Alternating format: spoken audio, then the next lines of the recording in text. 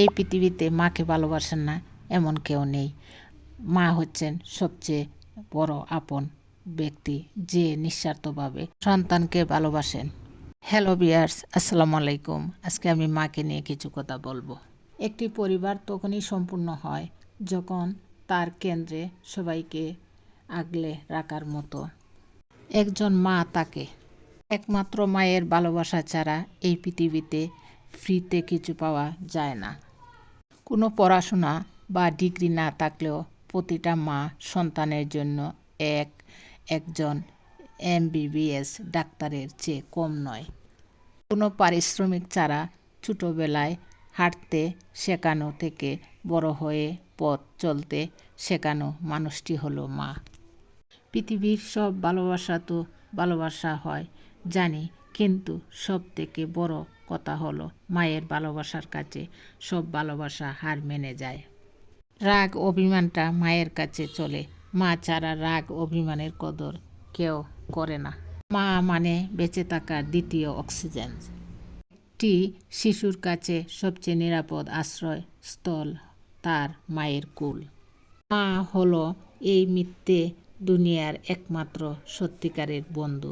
পৃথিবীতে সবার ডাক উপেক্ষা করা যায়, কিন্তু মায়ের ডাক উপেক্ষা করা যায় না। পৃথিবীতে একমাত্র যাদেরকে চোখ বন্ধ করে বিশ্বাস করা যায় তারা হলো মা বাবা। মা একটা আদরের ডাক নাম, মা একটা সুরক্ষার মূরক। মা মানে এক জুড়ি ভালোবাসা।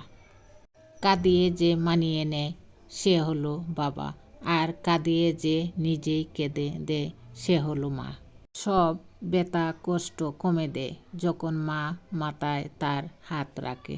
সব মেয়েরাই যদি নেত্রী হতো তাহলে আমাদের জীবনে সফলতার পিছনে মায়ের স্যাক্রিফাইস থাকতো না।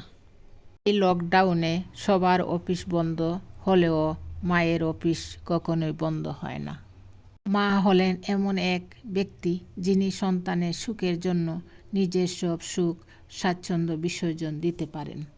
প্রতিটা মেয়ে হয়তো ত্যাগী হয় না, কিন্তু প্রতিটা মা সবসময় ত্যাগী, কখনো স্বামী, কখনো সংসারের জন্য, আবার কখনো সন্তানের জন্য। আর জন্য তোমার মায়ের থেকে বেশি আর কেউ লড়াই করবে না।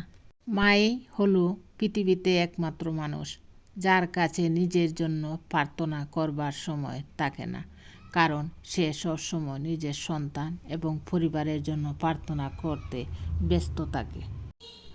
আমি প্রথম দেখার ভালোবাসায় বিশ্বাসী, কারণ চোখ খোলার পর থেকেই আমি আমার মাকে ভালোবাসি। প্রিয় ভাই বোনেরা, আপনারা কেউ মাকে কষ্ট দিবেন না। ধন্যবাদ সবাইকে। আসসালামু আলাইকুম।